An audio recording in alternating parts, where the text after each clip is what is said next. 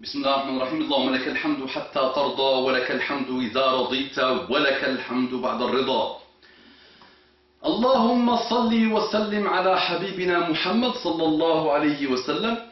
رب اشرح لي صدري ويسر لي أمري واحلل عقدة من لساني يفقه قولي. السلام عليكم ورحمة الله وبركاته. Que la paix d'Allah subhanahu wa ta'ala, sa miséricorde et ses bénédictions soient sur vous, mes frères et sœurs partout dans le monde. Bonjour mes frères et sœurs en humanité.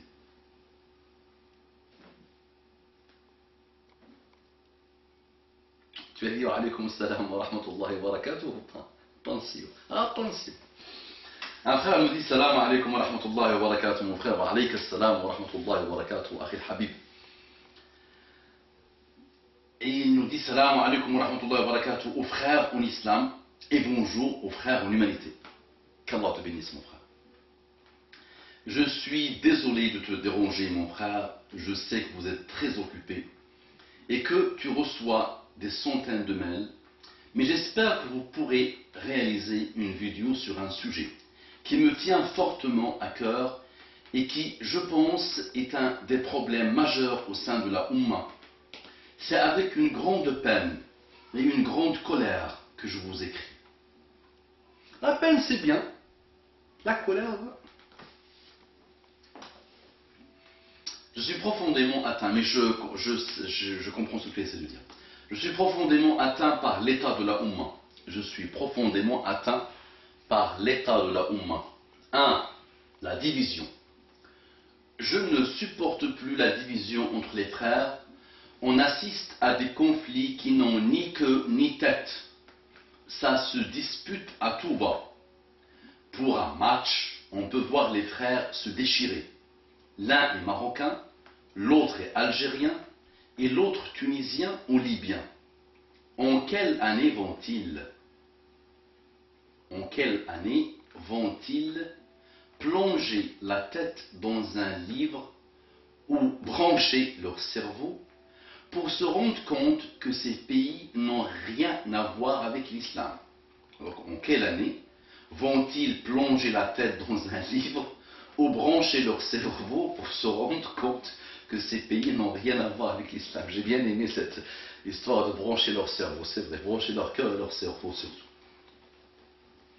Le prophète sallallahu alayhi wa sallam disait que le tribalisme est une pourriture. Wallahi, sadaqa Muhammad sallallahu alayhi wa sallam. Le prophète sallallahu alayhi wa sallam disait que le tribalisme est une pourriture. Une pourriture, virgule, et l'on voit les frères se vanter de telle ou telle origine. Et le pire est qu'ils parlent d'unité. Ils veulent que les frères s'unissent, mais s'insultent les uns les autres. Ce qui est l'ajab, c'est vrai, c'est vrai. Beaucoup de monde appelle à l'unité, mais ils sont les premiers à semer le divisionnisme, le tribalisme, le nationalisme malheureux dans la Ummah. À la moindre occasion. 2. Un grand vide dans les mosquées. Le jour du vendredi, alhamdulillah, la mosquée est pleine. Chaque fois, je me dis, si seulement elle pouvait être pleine à chaque salat. Bien sûr, il y a des frères qui travaillent. Ils ne peuvent venir prier que pour Fajr, Maghrib et l'Isha. Mais les jeunes, où sont-ils? Où est la relève de l'islam? Elle est ici ou là? Dans les discothèques, dans les bars, dans la rue. La jeunesse est endormie, aveuglée dans la dunya. Il est très difficile pour un jeune de mon âge, 19 ans, qu'Allah te bénisse mon frère, d'assister à cette décadence de la jeunesse musulmane. Dans un monde où ma fitna est présente, où la fitna est présente partout, de voir tous ces frères perdus, qui ont comme moi hérité de l'islam comme d'une djellaba. Heureusement qu'il reste encore quelques jeunes dans la mosquée, alhamdulillah, des jeunes exemplaires, subhanallah, qui ont fait un retour sincère vers Allah subhanahu wa ta'ala. 3. La chute du khilafa Depuis la chute du Khilafa, le siècle dernier, les sionistes n'ont fait que placer les dirigeants arabes, des dirigeants arabes corrompus dans les pays musulmans. Donc depuis la chute du Khilafa, le siècle dernier, les sionistes n'ont fait que placer les dirigeants arabes corrompus dans les pays musulmans. Ces dirigeants, ces collabos, ont détruit l'islam dans nos pays, ont pactisé avec les Occidentaux jusqu'à installer une décadence qui semble être pire que celle des pays occidentaux eux-mêmes. Je suis d'accord avec toi. Wallahi, ce qu'on voit dans les pays musulmans est pire que ce qu'on peut voir dans des pays non musulmans. Je sais qu'il y a également une forte part de responsabilité du peuple lui-même. Allah, Coran, ça c'est un verset d'Allah, Allah ne modifie pas l'état d'un peuple tant que celui-ci ne change pas ce qui est en lui-même. Surat Al-Ra'd, verset 11. Actuellement, on peut voir des révolutions dans les pays arabes, mais je ne comprends pas exactement le déroulement de ces révolutions. Est-ce de simples manœuvres politiques visant à renforcer le contrôle des Occidentaux sur les pays arabes? Ou bien est-ce un réveil de la Ummah? À quand l'appel au Khilafa? Pourquoi ne voit-on pas les savants et les cheikhs appelés au Khilafa? Pourquoi les peuples arabes ne viennent-ils pas en aide aux enfants de Palestine tués chaque jour par ces barbares sionistes? Tant de questions auxquelles je cherche désespérément des réponses. J'espère que vous pourrez transmettre ce message. PS, 2 points, j'apprécie beaucoup le travail que vous faites pour la communauté. Je regarde vos vidéos depuis 1 an déjà et je trouve dommage que les frères perdent leur temps devant des clips satanistes au lieu d'apprendre de vous et des différents sujets que vous traitez. Barakallahu fik, qu'Allah vous accorde les plus hauts degrés au paradis, qu'Allah fasse descendre son infinie miséricorde sur vous et votre famille, qu'Allah fasse de la Ummah une communauté unie, qu'Allah nous guide. Entre parenthèses, pardonne-moi pour mon style d'écriture, j'écris sous le coup de la colère et il m'est difficile de faire mieux. Un frère, Salam alaikum wa rahmatullahi wa barakatuh. Mon frère, tu écris mieux que moi, sachant que je ne suis pas une référence. Tu écris mieux que beaucoup de monde. Et tu réfléchis mieux que beaucoup de monde. Et la Ummah Islamiyya est fière d'avoir quelqu'un comme toi qui appartient à elle. Wallahi, tu as l'hamd de la Ummah. Et Wallahi, ton cerveau vaut mieux que beaucoup de dirigeants des pays occidentaux et des pays de l'Orient. Je te le dis franchement. Bien écrit, il y a un fond, masha'Allah, il y a une forme, et on sent un souci pour la Ummah. Mon frère, je pense normalement, Wallahu a'lam, qu'il faut que j'arrête la vidéo parce que tu as posé les bonnes questions et que tu comprends, toi, au fond, la problématique. Et tu l'as dit, le verset clair, simple et précis. Au début des pseudo-révolutions arabes, l'hiver arabe, l'hiver, pas le printemps arabe, il y avait des gens qui me disaient « Sur la page oasis de l'excellence, vous parlez jamais de révolution des pays arabes, Tunisie, ça commence... » Dès le début, ils ont commencé à m'envoyer des mains. Et moi j'avais fait un article. Un article qui est encore sur la page, clair, net et précis, où je tourne autour de ce verset. Inna Allah la yughayyiru ma biqawmin hatta yughayyiru ma bi anfusihim. Allah ne change pas ce qu'il y a dans les peuples tant qu'ils ne sont pas changés eux-mêmes. Donc il y a un début de changement qu'il faut d'abord que nous opérons sur nous. Moi j'ai passé 3-4 vendredis de suite dans la mosquée à rappeler dans chaque prêche du vendredi cette histoire de révolution. Thawra. Quelle thawra? Il faut une thawra morale. Il faut une révolution morale. Il faut une révolution qui relie l'humain, la créature, à son créateur. Il faut une révolution médiatique. La 6e puissance aujourd'hui. Il faut une révolution médiatique. Ou la première puissance aujourd'hui, pas la sixième. La première, là je mélange tout. La première puissance, c'est l'une des... Aujourd'hui on manipule les peuples, on les endoctrine, on les hypnotise. Il faut une révolution dans les cœurs.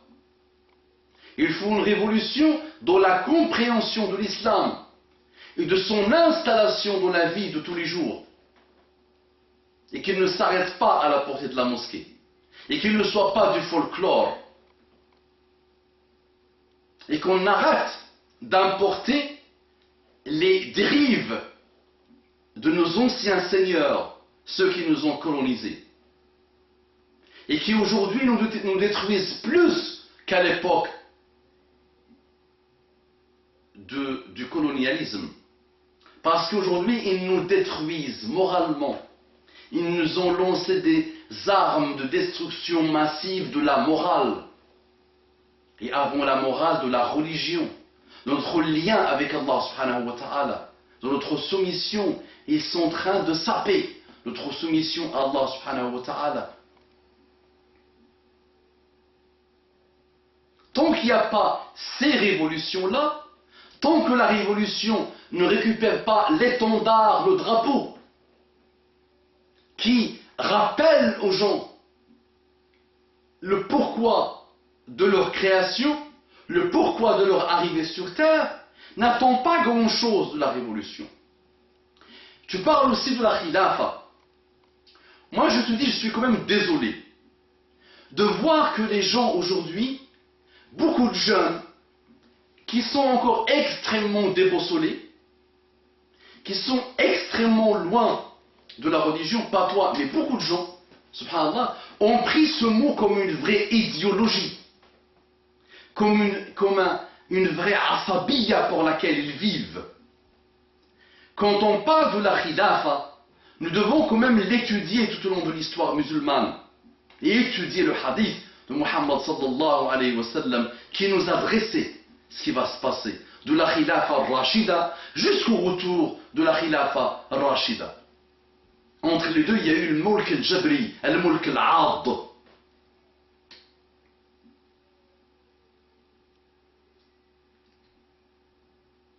Donc la khilafa rashida a duré combien de temps? 30 ans. Eh oui. On rêve, on pense que la khilafa a duré tout au long de l'histoire musulmane. Kadib. Mensonge historique, ou la mensonge passionnel, ou la mensonge sentimental. La khilafa a duré 30 ans. Tout ce qui a suivi la khilafa rashida a été pile poil ce que Muhammad sallallahu alayhi wa sallam a prédit dans son hadith. Donc ce n'était pas une khilafa rashida. Donc là, on ne cherche pas la khilafa qui a disparu avec l'homme malade, l'empire ottoman. C'est pas celle-là qu'on veut, qu'on cherche. Celle-là, il y avait beaucoup d'injustice. Il y avait beaucoup de malheur. Il y avait beaucoup de... On la récupère avec la force, pas avec shura, pas avec la consultation entre musulmans. On pense que jusqu'au ciel dernier, il y avait une seule entité qui est venue suite à Shura, suite à la consultation entre musulmans. Donc on a désigné le meilleur, on a désigné le plus compétent, on a désigné le plus apte, et qui avait autour de lui Ahlul Halli wal Aqd, qui avait autour de lui des compétences diverses et variées, mais surtout des savants qui pouvaient le conseiller si jamais il dévie, comme disait Abu Bakr as-Siddiq, si je commets une erreur, faqawwimuni, rectifiez-moi. Appelez-moi à l'ordre. Rappelez-moi à l'ordre. Donc là, on a régi dans nos cerveaux, dans notre imaginaire, on a mis en place quelque chose autour de laquelle on est en train de fantasmer sentimentalement, qu'on appelle la khilafa. La khilafa, ça s'étudie d'abord. On étudie quelle était la khilafa rashida. Qu'est-ce que c'est que le khilafa rashida? Qu'est-ce que le khilafa rashida a apporté à l'humanité? Qu'est-ce qu'il a apporté à l'islam? Comment les khulafa rashidoun étaient? Comment on les a choisis? Comment ils ont vécu? Quel était leur comportement? Est-ce que pendant la khilafa rashida, il n'y avait pas d'injustice? Tout le monde vivait dans le bonheur pur? Il n'y avait pas d'épreuve? Qu'est-ce que la khilafa rashida apportera à la fin des temps? Une des choses qu'elle apportera, une des choses qui va arriver avec le Mahdi al-Muntazar, سَيَمْلَأُ الْأَرْضَ قِسْطًا وَعَدْلًا. Il va remplir la terre de adl, de justice, du summum de la justice. Donc, en attendant l'arrivée de la khilafa, pour préparer l'arrivée de la khilafa, en étant vraiment conscient de ce que c'est que la khilafa et ce qu'elle va apporter, installons d'abord la khilafa dans nos cœurs et installons ce que la khilafa va apporter d'abord dans nos vies et dans nos cœurs et dans nos familles. Qu'est-ce qu'elle va apporter la khilafa? Elle va apporter l'adl, la justice individuelle, la justice collective, la justice sociale, la justice économique, la justice politique et tout type de justice. Installons ça à nos niveaux, Inch'Allah, et laissons Allah subhanahu wa ta'ala s'occuper de l'avènement et de l'arrivée de la khilafa al-Rashida. Comme a dit Muhammad sallallahu alayhi wa sallam, et comme Muhammad sallallahu alayhi wa sallam parle, وَمَا يَنْطِقُ عَنِ الْهَوَىٰ إِنْ هُوَ إِلَّا وَحْيٌ يُوحَىٰ.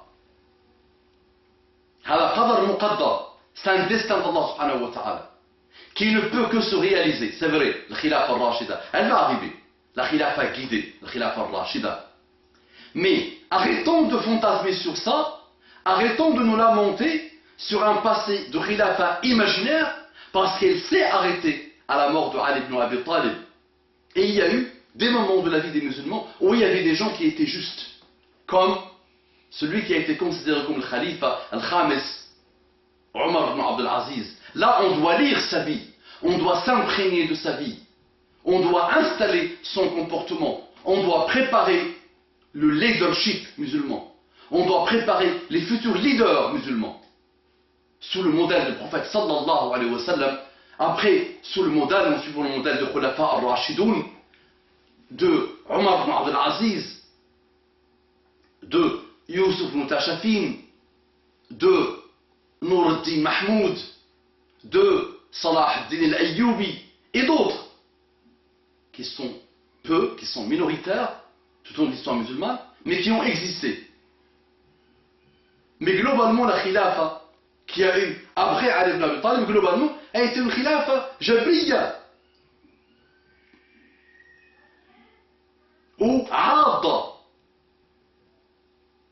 Donc des khilafas par la force, par l'oppression, par l'injustice, et des khilafas héréditaires.